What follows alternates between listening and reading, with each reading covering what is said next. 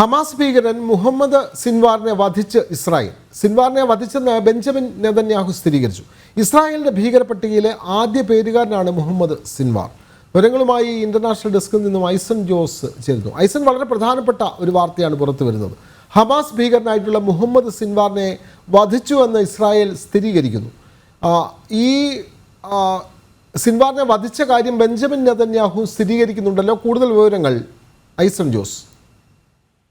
Vinod, October 7 2023 October 7 നടന്ന ആക്രമണത്തിന്റെ മുഖ്യ സൂത്രധാരന്മാരിൽ ഒരാളായ വ്യക്തി കൂടിയാണ് ഇപ്പോൾ കൊല്ലപ്പെട്ട മുഹമ്മദ് സിൻവർ.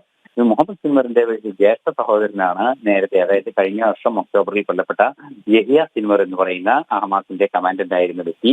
ആ ഹമാസിന്റെ കമാൻഡന്റ് ആയിരുന്ന ഭീകരനായ വ്യക്തിയെ വധിച്ചതിന് ശേഷം ഈ നിലവിൽ മുഹമ്മദ് സിൻവറിന്റെ നേതൃത്വത്തിലായിരുന്നു ഹമാസിന്റെ നിയന്ത്രണങ്ങളെല്ലാം തന്നെ നടന്നുകൊണ്ടിരുന്നത്, അല്ലെങ്കിൽ കമാൻഡ് ഓപ്പറേഷൻസ് എല്ലാം തന്നെ നടന്നുകൊണ്ടിരുന്നത്.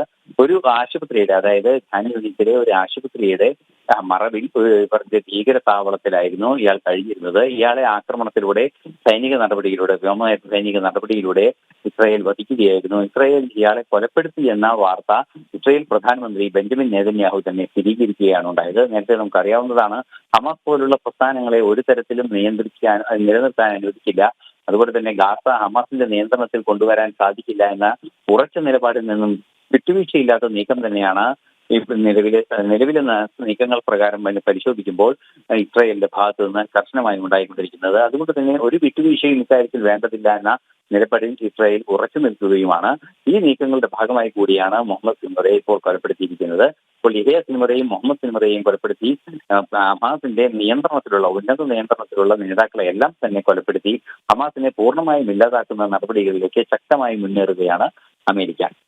വിനോദ്, ഇക്കാര്യത്തിൽ ഹമാസിന്റെ ഭാഗത്തു നിന്ന് എന്തെങ്കിലും ഒരു സ്ഥിരീകരണമോ, അല്ലെങ്കിൽ അവർ ഇക്കാര്യത്തിൽ ഒരു സ്ഥിരീകരണം പറയുന്നുണ്ടോ? അവരുടെ ഒരു നേതാവ് കൊല്ലപ്പെട്ടു എന്നുള്ള കാര്യം ഹമാസ് സമ്മതിക്കുന്നുണ്ടോ ഐസൺ?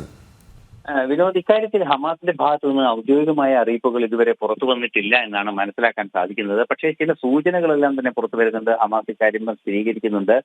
ചില മധ്യസ്ഥ രാജ്യങ്ങളെ വിളിച്ചറിയിച്ചു, അതായത് ഈജിപ്തിനെയും അതുപോലെ തന്നെ ഖത്തർ ഉൾപ്പെടെയുള്ള രാജ്യങ്ങളോട് ഇക്കാര്യം അറിയിച്ചിട്ടുണ്ട് എന്ന സൂചനകൾ മാത്രമാണ് പുറത്തു വരുന്നത്. അത്തരത്തിൽ ചില വാർത്തകൾ പുറത്തു വരുന്നുണ്ടെങ്കിൽ കൂടി ഹമാസ് ഔദ്യോഗികമായി ഈ കൊലപാതകം നടന്നുവെന്നോ അല്ലെങ്കിൽ തങ്ങളുടെ നേതാവ് കൊല്ലപ്പെട്ടുവെന്നോ സ്ഥിരീകരിച്ചിട്ടില്ല. മാത്രമല്ല, അത്തരത്തിൽ ഖാൻ യൂണിറ്റിൽ ഇയാൾ കഴിഞ്ഞിരുന്ന പ്രദേശങ്ങളെല്ലാം തന്നെ സുരക്ഷിതമായി തുടരുന്നു എന്ന രീതിയിലുള്ള പ്രതികരണങ്ങളൊക്കെയാണ് ഹമാസിന്റെ ഭാഗത്തു നിന്ന് ഉണ്ടായിക്കൊണ്ടിരിക്കുന്നത്.